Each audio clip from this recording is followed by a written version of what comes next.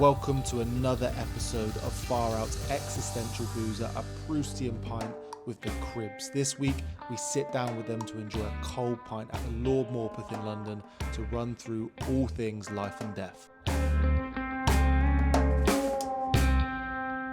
Welcome to the Existential Boozer. We're going to run through Proust's questionnaire, and it starts off with what is probably an easier one of the 35 we've got here. But I'm going to ask you, what is your idea of perfect happiness? Probably being asleep, you know what I mean? I guess that's but that's simple. I guess that's the same for everyone, right? You know. What about your greatest fear? What's your greatest fear? I don't really necessarily have that many fears for myself. I never have done, you know what I mean? But I hate the idea of having to deal with the reality of something bad happening to people I care about, you know. What trait do you most deplore in others? Probably vanity, I guess. You know, I think that it's an automatic turn off if I see it in other people. You know what I mean? I don't hang out with many people that have that as a trait, though. You know. What living person do you most admire? As a guitar player, Brian May. You know, yeah. I love his guitar playing. Yeah, he's the best. Is there a track or a solo that he's delivered? Just all of it. He's just he's never not tasteful and melodic, and he's just the best. What is your greatest extravagance? My greatest extravagance was in a cold fizzy beer in London. Yeah, no, I guess in 2009, I think it was. It was definitely when Johnny was in the band, and some guy was trying to sell me Keanu Reeves' jacket from Bram Stoker's Dracula, and it was the one that he got married in or something. And he was he wanted loads of money for it. I don't know why I don't know how he'd got in touch with me or whatever, but suffice to say I ended up buying it, and it's now lived in my mum's attic for the last 10 years. Where did you buy it? Some guy got in touch with me online about it, yeah. Because I feel like Johnny Marr's got a penchant for extravagant purchases. Yeah, maybe. I never saw him. I never saw him live particularly ostentatiously, I've got to say, but he's a pretty tasteful guy. I actually think that's my take on that comes from a story I've heard about him buying a very famous guitar in New York. He wrote "Heaven Knows I'm Miserable Now." No, I think he bought a lot of guitars off Pete Townsend back in the 80s maybe, but they were all great guitars that he was, So what do you consider the most overrated virtue? It depends what you're going to class as a virtue, because I would say pride probably, because I think that turns ugly quite quickly. But is pride a virtue or a vice? You know what I mean? It's one, it depends what way you see it, doesn't it? It's quite an interesting line for it to blur. I imagine a lot of people that carry a lot of pride around see it as a virtue, and a lot of people that don't see it as a vice. But I just think that one tends to get ugly quite quickly, so I would say that. Yeah. On what occasion do you lie? Only ever to protect someone else's honour. What is the quality you most like in a person? Again, we've had vanity is dislike. Okay, the quality is specific. The quality that I most like in someone, or that I find the most attractive, is if you ever noticed how if you see someone cry, they're usually crying about, when they're talking about themselves, you know what I mean? They're usually crying about something that has affected them. And if I see someone crying about an external thing, where they're talking about someone else, that's by far the most attractive quality in someone, I think. And it's so rare. Just try and take notice, the next time, in the next few times you see someone crying, 9 times out of 10 they're going to be talking about something that happened to them. It's so rare that you see it when they're talking about something that happened to someone else. What word or phrase do you most overuse? Stuff definitely. I'm not above that one, you know what I mean? I've actually got a pretty good vocabulary, you know. I take pride in that. And I don't swear very often because I don't like that. But I'm not above saying it will that one comes up a lot. All those proper basic bitch ones, you know what I mean? Does ever when you're in New York, does the accent or the colloquialisms kind of bite you in the arse?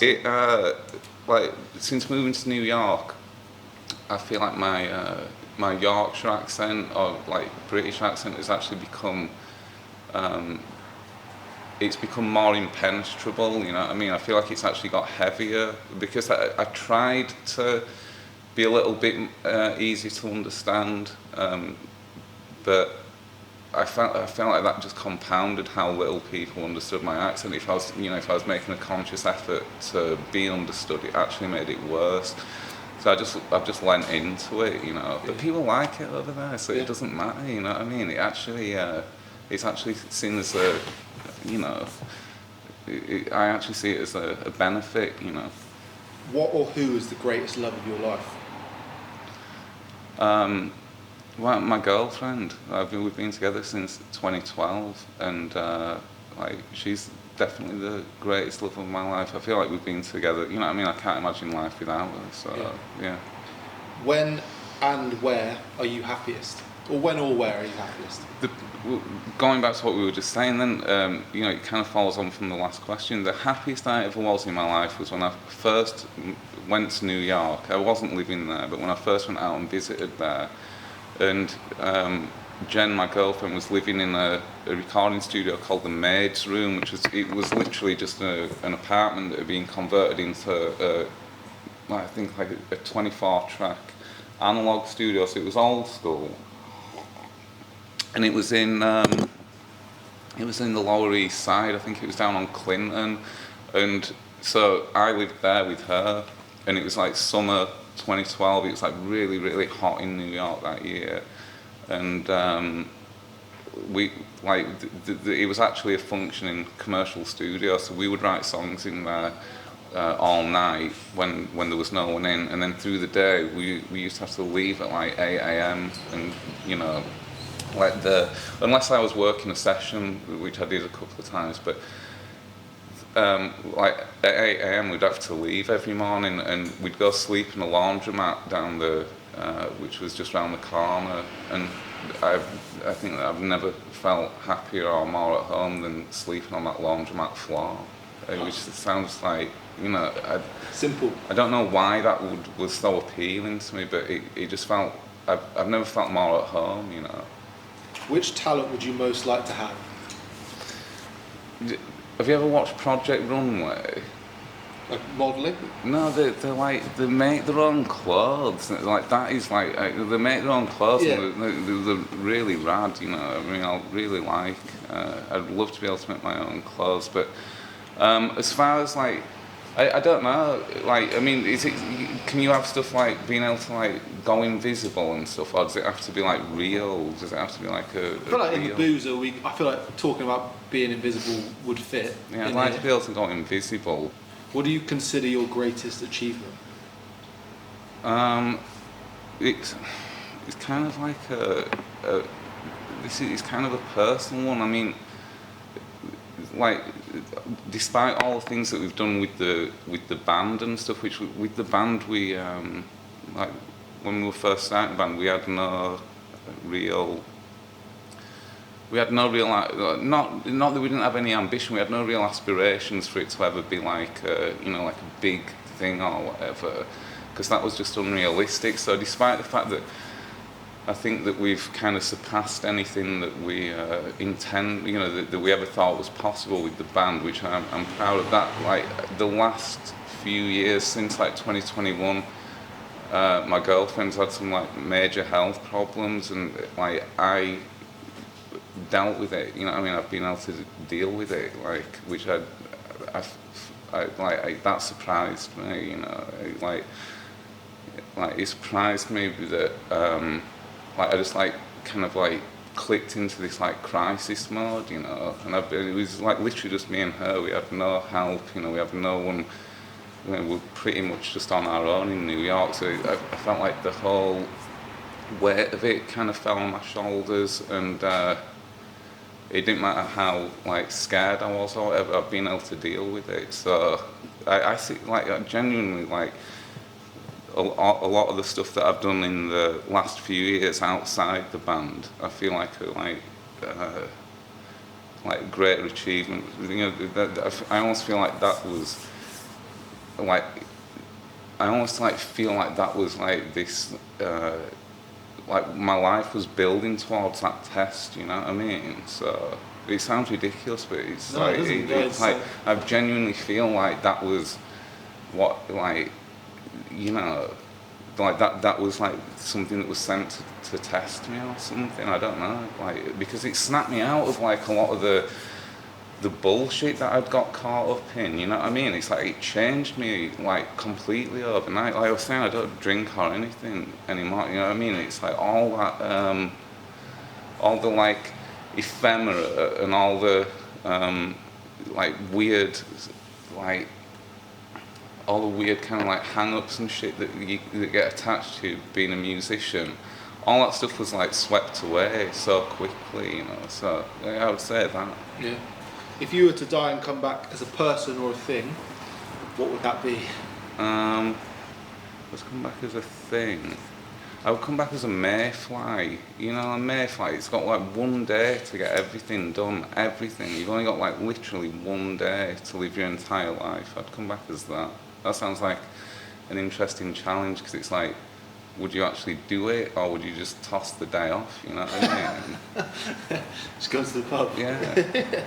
Where would you most like to live? Like, I feel like your answer to this question, Yeah, your reality is... I'd live in that laundromat probably, or I'd live in that studio forever on the Lower East Side. It's not actually there anymore, but the first place that we lived in Williamsburg, we lived on Bedford and North First. We had an apartment there. That was back when Williamsburg was affordable.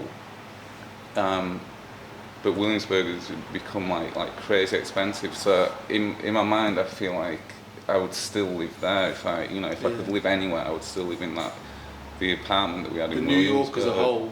Yeah, would definitely be the answer, right? What is your most treasured possession? My most treasured possession is back in 2005. I think it was 2005. It might have been 2006, because it was after the NME Awards. I got stabbed in the back on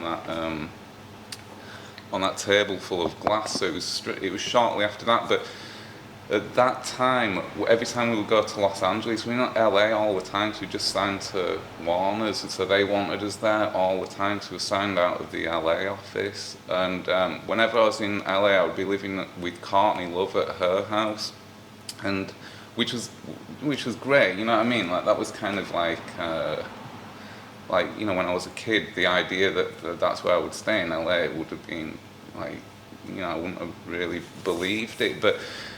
So I used to stay with her a lot, and after that NME Awards incident, she gave me a lock of Kurt Cobain's hair. So I have a lock of Kurt Cobain's hair in a little drug baggie, you know what I mean? So that I'd say that's my most. Would you ever put that in a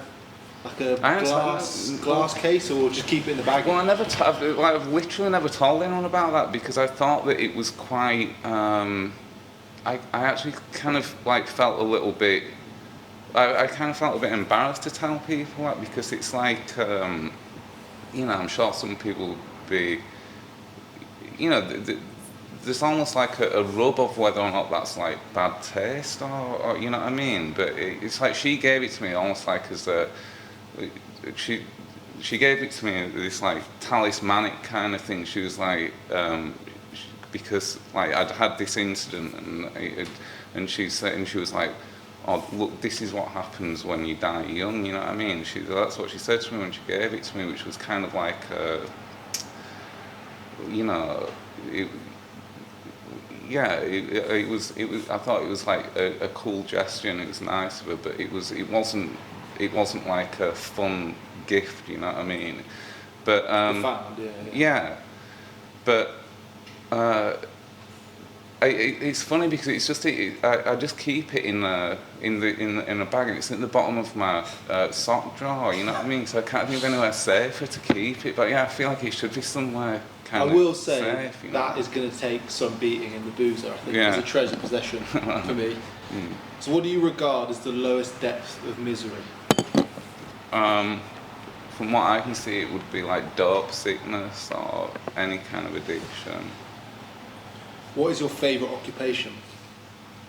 boxer. I think I know a few boxers, and I always have like a lot of respect for it because like the discipline involved and the dedication involved, and the fact that you like literally fighting your occupation is literally fighting for your career and for your existence and for your family and for your money, you know what I mean? I just think that's like, it's like a really pure occupation, so I would say boxer. What do you most value in your friends? Transparency and honesty, because like even if it's like uncomfortable, or you get, you know, like if someone's like completely honest, that you're just constantly like hearing about their shit or worrying about their shit or whatever, it's like it's really hard to not love someone that's honest, you know what I mean? It just is. What about what historical figure do you most identify with, if we're going to move away from fiction? Yeah. I don't know whether I would identify with him, but I really liked Ayrton Senna, you know, Ayrton Senna.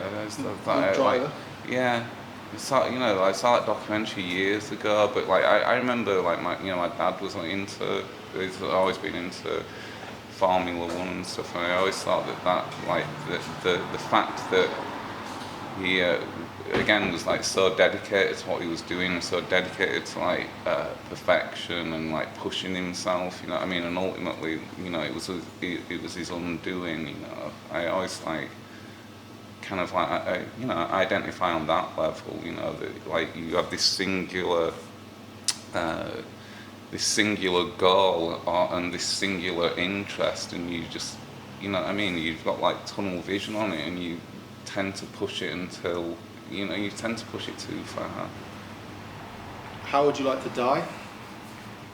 I'd like to be poisoned if possible, you know what I mean? I'd like someone to poison me. So you feel no pain or feel pain from the poisoning? I don't know, just as long, yeah. Got a dramatic way to go, I think pain isn't it? comes with it, doesn't it? You know what I mean? I think that's like kind of built in, but, you know, I don't know, there just seems to be something that, it feels like it tracks for some reason, you know what I mean? It's like, I feel like that might happen, you know? It just like makes sense to me for some reason, yeah. What is your motto? I don't have a motto as such, but I find myself like telling myself a lot, or thinking to myself like, oh, it's on me, you know what I mean? Like, it's you know, if I just feel myself like telling myself that a lot, like, oh, it's on you, man, you know what I mean? It's on you, so I guess that would be. Oh, like it's all about the riff, you know what I mean? All about the riff. All about the riff. Yeah. And then the last one to finish off is, what is the greatest indie song of the noughties? Bruce didn't ask this, but this is our bonus question. Greatest indie song of the noughties, I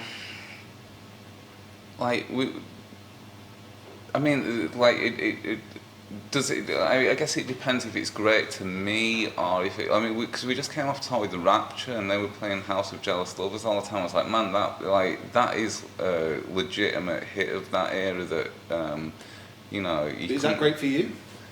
I think it's good, yeah. I do. I don't think it was something that at the time, like when they first put it out, you know, you're so sick of, like you'd hear it everywhere that it didn't really have much of an effect on me. But like seeing it on this tour, I was like, oh yeah, I do really like it. But my favourite, to me, the greatest song, indie song of the noughties was "Winners" by Bobby Conn. Like, you know, like that's my favourite, and it's the one that I listen to the most and it resonates with me the most. Lucky Charms by Mouldy Peaches, I really like that one. It's just whatever, to me it's not even a case of, like, to me what makes a song great is if I just listen to it a lot and I have a lot, if I listen to it now it takes me back to that time, so either of those two, Winners by Bobby Conn or Lucky Charms by Mouldy Peaches. Cheers to that. Yeah. Thank you. Thanks for joining me here. Nice one. Yeah. Thank you. Thanks, man.